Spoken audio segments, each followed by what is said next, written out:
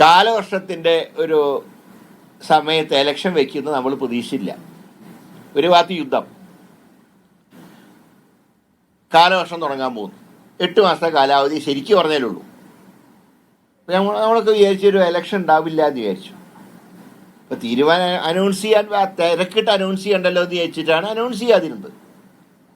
പക്ഷേ യുദ്ധം നടന്നില്ല, സന്തോഷമുള്ള കാര്യം. പക്ഷേ ഇലക്ഷൻ കമ്മീഷൻ പെട്ടെന്ന് ഇലക്ഷൻ പ്രഖ്യാപിച്ചു. അല്ലാതെ മനഃപൂർവ്വം വെച്ച് താമസിപ്പിച്ചതല്ല. ഈ അസോസിയേറ്റ് അംഗത്തു നിന്നുള്ള ആ തീരുമാനത്തിൽ നിന്ന് ഞങ്ങൾക്ക് മാറാൻ ബുദ്ധിമുട്ടാണ്, മാറാൻ കഴിയില്ല. ഇത്രയും വിട്ടുവീഴ്ച ചെയ്തിട്ട് പോലും അദ്ദേഹം UDF വിമർശിക്കുന്നതിൻ്റെ അർത്ഥം എന്താണെന്ന് മനസ്സിലാവുന്നില്ല. ഏതായാലും ഞങ്ങളിപ്പോൾ അതിനൊന്നും മറുപടി പറയാൻ പോകുന്നില്ല. വിമർശിക്കുന്ന UDF മൊത്തത്തിലല്ല, ഇപ്പം കുഞ്ഞാലിക്കുട്ടി സാഹിബ്, കെ മുരളീധരൻ തുടങ്ങിയ നേതാക്കളൊക്കെ വിളിക്കുന്നു, സംസാരിക്കുന്നു ഒക്കെ പറയണ്ടേ. അദ്ദേഹം പറയുന്നത് പ്രധാനമായിട്ടും പ്രതിപക്ഷ നേതാവിന്റെ പിന്നിൽ എന്തോ ഒരു കാരണങ്ങളും പ്രതിപക്ഷ നേതാവ് അല്ല. ഞാൻ പറയാം, ഈ കാര്യത്തിൽ എല്ലാ തീരുമാനമെടുത്ത് ഞങ്ങൾ പരസ്പരം ആലോചിച്ചിട്ടാണ്. ഇപ്പം നിങ്ങൾക്ക് തന്നെ അറിയാം, പാലക്കാട് ഇലക്ഷൻ്റെ സമയത്ത് ചില കമ്മ്യൂണിക്കേഷൻ ഗ്യാപ്പ് ഉണ്ടായി. DCCയുടെ കത്തിനെ കുറിച്ചൊക്കെ ഒരുപാട് വിവാദങ്ങൾ ഉണ്ടായതുകൊണ്ട് ഇത്തവണ അങ്ങനെ ഒരു കോൺട്രവേഴ്സിയും ഉണ്ടാവരുത് എന്നുള്ള ഒരു ധാരണയിൽ തന്നെ ഞങ്ങളെല്ലാവരും കൂടി ആലോചിച്ചിട്ടാണ് സ്ഥാനാർത്ഥി നിർണയം ഉൾപ്പെടെ പൂർത്തിയാക്കിയത്.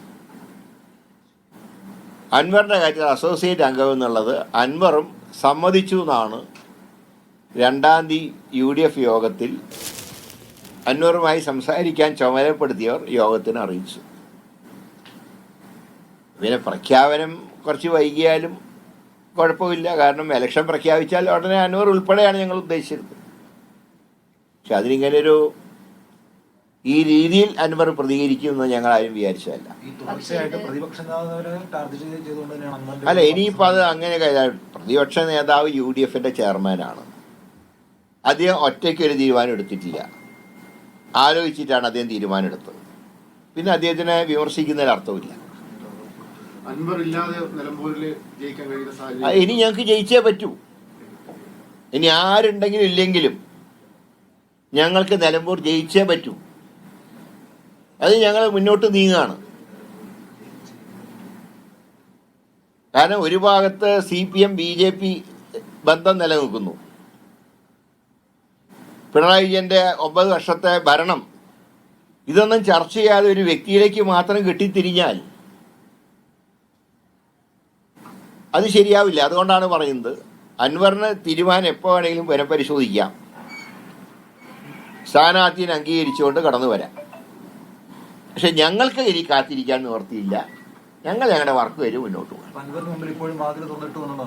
ആരും വാതിൽ കൊട്ടി അടയ്ക്കുന്നില്ല, വാതിൽ കൊട്ടി അടയ്ക്കുന്നില്ല.